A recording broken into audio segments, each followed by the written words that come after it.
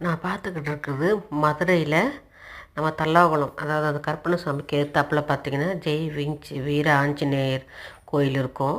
அந்த கோயில் வந்து சிவகங்கை அங்கே தேவஸ்தானம் அவங்களுடைய சமஸ்தானத்துக்கு பாத்தியப்பட்ட கோயில் இது. குட்டியாக அழகாக இருப்பார் ஆஞ்சநேயர் இங்கே.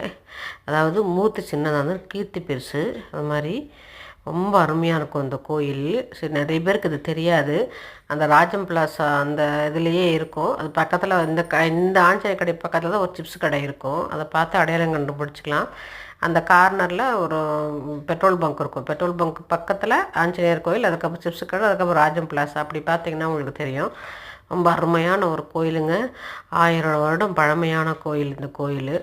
இங்கே வந்து நம்ம என்ன வேணுனாலும் அது உடனே நடக்குங்க. இந்த கோயில் அற்புதமான கோயில். கண்டிப்பாக மதுரைக்கு போனால் இந்த ஆஞ்சநேயரை தரிசனம் பண்ணிவிட்டு வாங்க.